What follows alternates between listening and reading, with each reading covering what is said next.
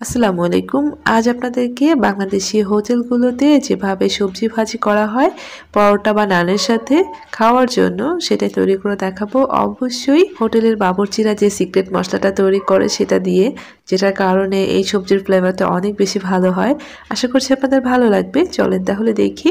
তো প্রথমে আমি একটা মিষ্টি কুমড়া নিয়েছি আর মিষ্টি কুমড়াটাকে আমি খুব সুন্দরভাবে ছিলে কেটে নিচ্ছি। এখানে আমি ৩-৪ ধরনের সবজি ইউজ করছি। আপনারা আপনাদের পছন্দ মতো সবজি নিয়ে রান্না করতে পারেন। আমি মিষ্টি কুমড়াটা ভালোভাবে ছিলে নিচ্ছি আর ছিলে সবগুলো ধুয়ে নিব। আর আমি আপনাদেরকে মিষ্টি কুমড়াটাই কেটে দেখাবো যে কিভাবে কেটে নিচ্ছি।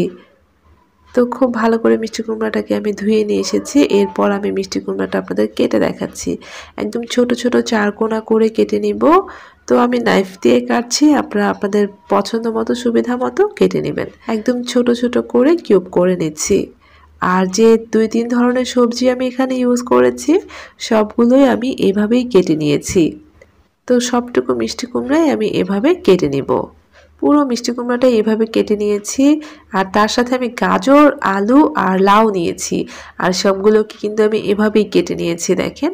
আর এই যে আমি মিষ্টি কুমড়াটা আলাদা একটা বাটিতে উঠিয়ে নিয়েছি, যেহেতু মিষ্টি কুমড়াটা অনেক সফট হয়ে থাকে। তো প্রথমে আমি একটা পাতিলের মধ্যে বেশ অনেকটা পানি বসিয়ে দিয়েছি, তার মধ্যে সামান্য একটু হলুদ গুঁড়া দিয়ে দিলাম। হলুদ গুঁড়াটা দিয়ে নেড়ে চেড়ে মিক্সড করে নিয়ে তো প্রথমে আমি সবজিগুলো দিয়ে দিচ্ছি। প্রথমে গাজর দিলাম, তারপর আলু, লাউ সবই দিয়ে দিব। আর সব সবজিগুলোকে এক সাইজ করে কেটে নেবেন, তাহলে দেখতে ভালো লাগবে। আর দেখতে ভালো লাগলে খেতেও ভালো লাগবে। তো এখন মিষ্টি কুমড়াটাও দিয়ে দিলাম। এই সব কিছুকে আমি একটা বলক তুলে জাল করে নিব। একটা বলক আসার পরে আমি ২ থেকে ৩ মিনিট এভাবে পানির মধ্যে সিদ্ধ করে নিব। খুব বেশি না, জাস্ট ২-৩ মিনিট এরকম বলক তুলে সিদ্ধ করে নিলেই হয়ে যাবে। বেশি সিদ্ধ করলে কিন্তু মিষ্টি কুমড়াটা গলে যাবে, তাই খুব বেশি সিদ্ধ করা যাবে না। একটা বলক আসার পরে ২-৩ মিনিট এভাবে জাল করে নিলেই হয়ে যাবে। তারপর আমি এর পানিটাকে ঝরিয়ে নিব। এভাবে সিদ্ধ করে নিলে সবজি রান্নাটা খুব দ্রুত হয়ে যায় আর সবজির কালারগুলো খুব সুন্দর থাকে। তো পানিটা ঝরিয়ে নিচ্ছি, একটা মশলা তৈরি করছি। একটা প্যানের মধ্যে প্রথমে আমি একটা ছোট দারচিনি, একটা তেজপাতা, একটা শুকনা মরিচ, ১ চা চামচ মৌরি বা মিষ্টি জিরা দিয়ে দিয়েছি, ১ চা চামচ নর্মাল জিরাটা দিয়েছি। এখন এগুলোকে আমি একটু ভেজে নিচ্ছি। আপনারা এখানে ১ চা চামচ ধনিয়া অ্যাড করে দিতে পারেন যদি আপনাদের কাছে গোটা ধনিয়াটা থাকে। আমার কাছে গোটা ধনিয়া ছিল না, তাই আমি ১ চা চামচ গুঁড়া ধনিয়া ইউজ করেছি।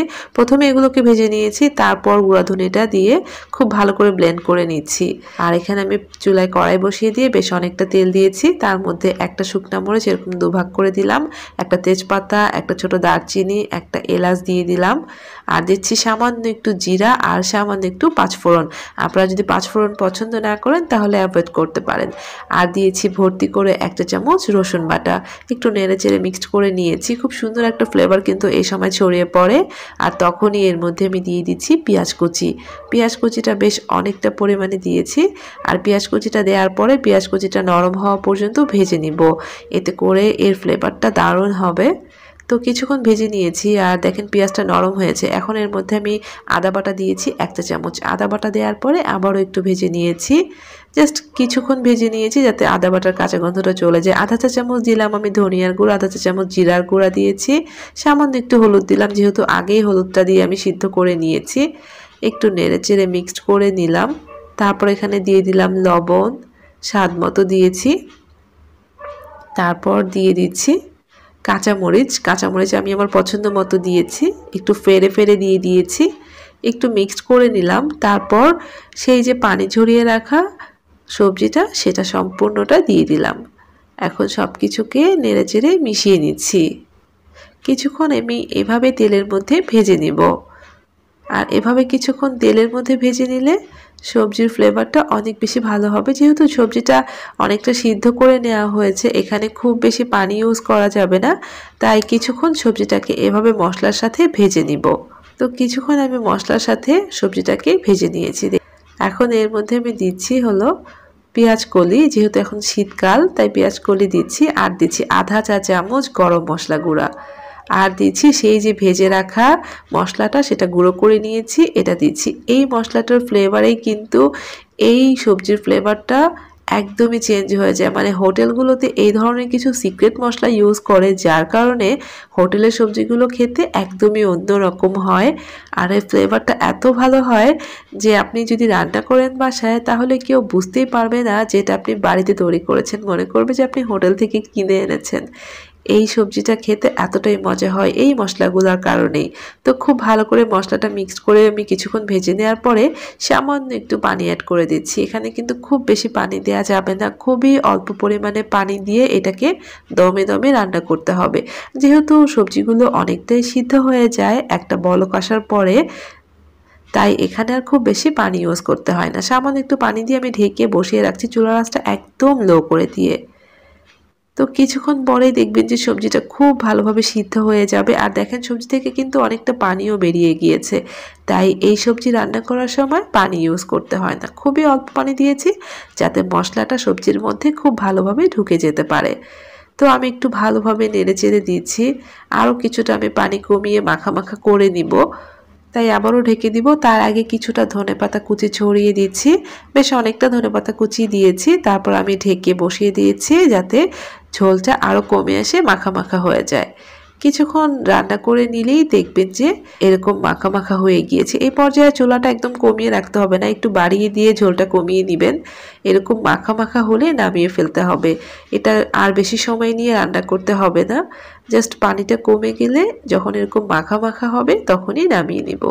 আর এই পর্যায়ে নামানোর আগে অবশ্যই যে মশলাটা আমরা তৈরি করে নিয়েছিলাম সেই মশলাটা অ্যাড করব। তার আগে কিছু আমি ধনেপাতা কুচি আর কয়েকটা পেঁয়াজ কুচি দিয়েছি, আর বাকি যে মশলাটা ছিল এটা দিয়ে নামিয়ে নিচ্ছি।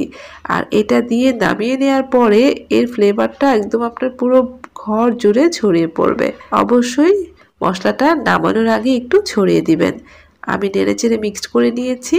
তৈরি হয়ে গেল বাংলাদেশি হোটেলের সকালের নাস্তার সবজি ভাজি। বিশ্বাস করেন এর ফ্লেভারটা এতটাই পারফেক্ট হয়েছে যে আপনি তৈরি করার পর বাড়িতে খেলে কেউ বুঝতেই পারবে না যে এটা আপনি বাড়িতেই বানিয়েছেন। আমার বাসায় আমি সবসময় এভাবেই সবজি ভাজি তৈরি করি, আমার কাছে খেতে ভীষণ ভালো লাগে। আমার মনে হয় বাংলাদেশি হোটেলের এই সবজি ভাজিটা সবারই অনেক পছন্দের। তো আপনারাও কিন্তু বাড়িতে এইভাবে তৈরি করতে পারেন। আমার বাসায় অনেকেই খাওয়ার পর বলেছে এর টেস্ট হুবহু হোটেলের মতো হয়েছে। তো আশা করছি আপনাদের কাছেও ভালো লাগবে। আপনারা বাড়িতে তৈরি করবেন। ভালো লাগলে রেসিপিটাতে একটা লাইক দিয়ে যাবেন, আর চ্যানেলটাকে সাবস্ক্রাইব করে প্লিজ সাথেই থাকবেন। সবাই ভালো থাকবেন। আল্লাহ হাফিজ।